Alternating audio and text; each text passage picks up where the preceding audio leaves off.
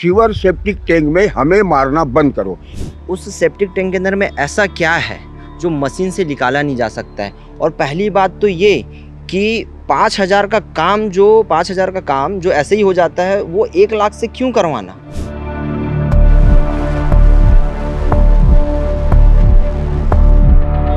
शाम के समय 10 सफाई कामगारों को बुला करके उनकी सफाई करवाने के लिए उन्होंने बिना सुरक्षा उपकरण, ना ही कोई मास्क दिया गया, ना ही किसी प्रकार का उनको उपकरण दिया गया, और उसके आधार से उन लोग सेप्टिक टैंक में उतारने की कोशिश की।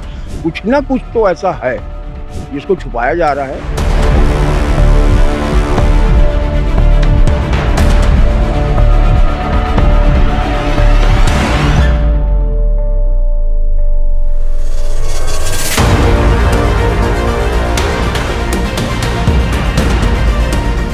सत्रह मार्च की शाम छत्तीसगढ़ की राजधानी रायपुर में सबसे बड़े private hospital Ramakrishna care hospital में सफाई करने के लिए उतरे 3 कर्मचारियों की मौत हो गई है। मैनहोल में घुसने के बाद वहां पर जहरीली गैस फैल गई, लीक हो गई और उसकी डेप्थ का अंदाज़ा नहीं हुआ, जिसका खामियाजा 3 लोगों की जान गंवाने के बाद ये मामला सामने आया है। इसके बाद 2 दिनों पर इस खबर का डेवलपमेंट ये रहा है कि अब तक जो हॉस्पिटल प्रबंधन है उसने मुआवजे का ऐलान किया है, जिसमें 30-30 लाख रुपए मुआवजा और 20-20 हज़ार रुपये हर महीने देने का ऐलान, और इसके अलावा स्वास्थ्य और शिक्षा की जिम्मेदारी भी अस्पताल प्रबंधन ने ली है। लेकिन एक महत्वपूर्ण बात इस पूरी घटनाक्रम में ये निकल कर आया कि जो अस्पताल प्रबंधन है उसने एक कंपनी यानी प्राइवेट कंपनी को ठेका दिया था। उसमें भी एक ऐसा व्यक्ति का नाम सामने आया है, किशन सोनी, जो मृतक का जीजा है, यानी कि पारिवारिक उसमें ही क्षति भी हुई है और वहीं पे उसको ठेकेदार भी नियुक्त किया गया था। इसके बाद अब पुलिस की कार्रवाई अब तक ये हुई है कि एफआईआर दर्ज कर लिया गया है इस पूरे मामले में, लेकिन जो प्राइवेट ठेकेदार था उसके ऊपर एफआईआर दर्ज की गई है, जबकि अस्पताल प्रबंधन के ऊपर अब तक कोई किसी प्रकार की जाँच की बात सामने नहीं आई है। यानी कि कई सारे सवाल खड़े करता है कि इतना बड़ा हॉस्पिटल नगर निगम से आखिरकार इन्होंने क्यों सफाई के लिए बातें नहीं की गई, क्या नगर निगम को इसकी जानकारी नहीं थी?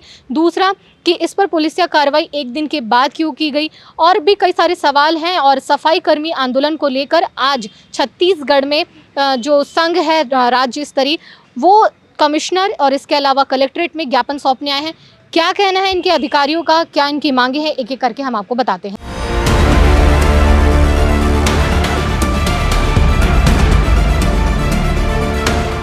ये पूरा घटनाक्रम द लेंस में हमने एक एक करके दिखाया था, आप पुराने वीडियोस में भी इसे देख सकते हैं।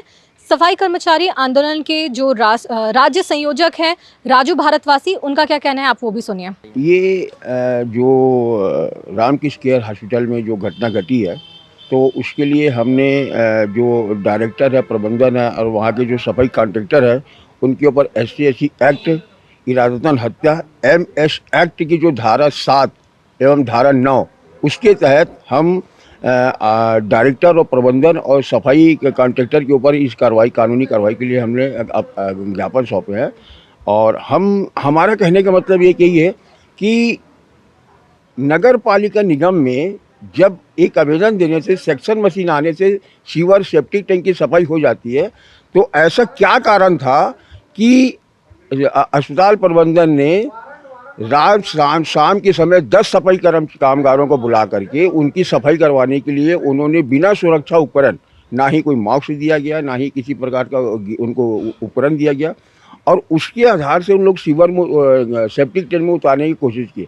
हमारा कहने का मतलब ये कि आखिर क्या छुपा हुआ था उस सेप्टिक टैंक के अंदर में, जिसके लिए आपने सफाई, एक मानव बल से सफाई करवाने की आपने कोशिश की, जबकि सेक्शन मशीन है।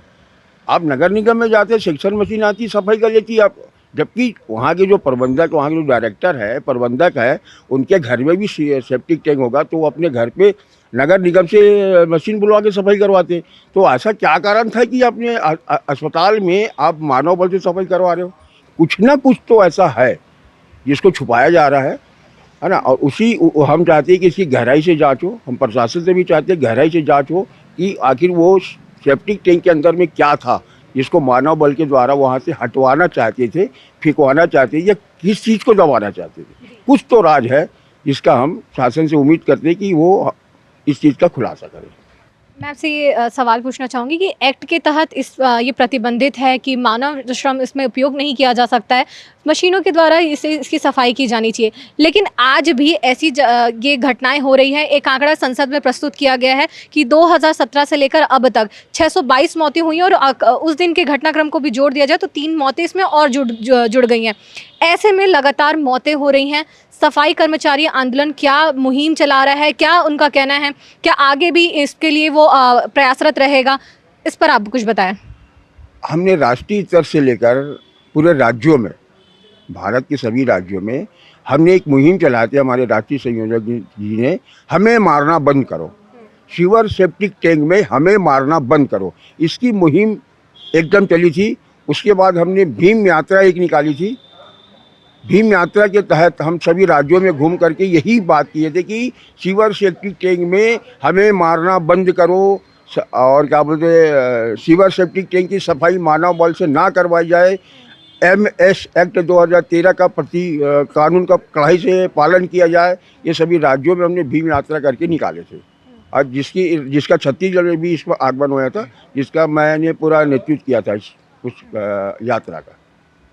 अभी आप लोग क्या मांग कर रहे हैं, क्योंकि आपने अभी ज्ञापन सौंपा है कलेक्ट्रेट में भी, कमिश्नरेट में भी और अभी TI को भी आप लोग ज्ञापन सौंप रहे हैं। आखिर क्या लग रहा है कि इस पूरे मामले में क्या अस्पताल प्रबंधन को बचाया जा रहा है? आप लोगों का क्या कहना है इसमें? देखिए, पहली बात तो ये है कि देखा जाएगा तो रात के समय पे 6 बजे के बाद में उस 10 कर्मचारियों को बुलाया गया था ठेकेदार के द्वारा में। मेरा सवाल ये है, मेरा सोच ये है कि उस सेप्टिक टैंक के अंदर में ऐसा क्या है जो मशीन से निकाला नहीं जा सकता है। और पहली बात तो ये कि 5,000 का काम जो ऐसे ही हो जाता है, वो 1 लाख से क्यों करवाना? क्योंकि और मतलब अगर आप नगर निगम में एक आवेदन दोगे तो 5,000 में मशीन आ जाएगी और वो साफ करके चले जाएगी। पर हॉस्पिटल प्रबंधक 1 लाख रुपए खर्चा क्यों कर रहा है? कहीं ना कहीं उस सेप्टिक टैंक के अंदर में कुछ ना कुछ तो खुलासा, कुछ ना कुछ तो राज दबा हुआ है, जो पुलिस बल भी, पुलिस प्रशासन के द्वारा, सरकार के द्वारा उस बातों को दबाया जा रहा है। ये कुल मिला के एक षड्यंत्र है जो हॉस्पिटल को बचाने के लिए जो कर रहे हैं। हमारा यही मांग है। हम कलेक्टेड भी गए थे और पुलिस कमिश्नर के पास में भी गए, TI के पास में भी। हमारा ये मांग है कि किसी को बचाने की ज़रूरत नहीं है, क्योंकि देखिए जो मर गए आप तो उन्हें मुआवजा दे दिए, पर आगे हो सकता है और भी मौतें हो जाए, इसकी कोई गारंटी नहीं है। क्योंकि अगर आज हॉस्पिटल प्रबंधक अगर ऐसे काम करवा सकता है, अगर वो सामान वहाँ से, अगर कुछ चीज़ें हैं जो वहाँ से नहीं निकली होगी, तो वो कल भी उस चीज़ को उपयोग कर सकता है, कल भी कई जाने जा सकती है। तो हम इसका खुली रीति से हम विरोध करते हैं और हम पुलिस प्रशासन से और कलेक्टर साहब से भी यही आग्रह किए थे कि जल्द से जल्द इनके ऊपर में कड़ी से कड़ी कार्रवाई हो और जितने भी इसमें संलग्न व्यक्ति है, जितने भी संलग्न लोग हैं, उनके ऊपर कड़ी से कड़ी कार्रवाई होकर उन्हें सज़ा मिलनी चाहिए।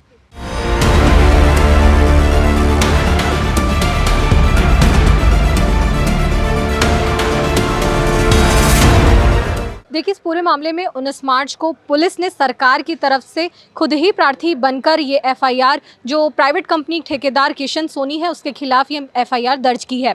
इसके अलावा आपको मैं ये भी बताना चाहूँगी कि मानवाधिकार आयोग ने स्वतः संज्ञान लेते हुए इस पूरे मामले पर पुलिस को सूचना दी है और कहा है जल्द से जल्द कि 1 महीने के अंदर उन्हें प्रतिवेदन का जवाब दिया जाए।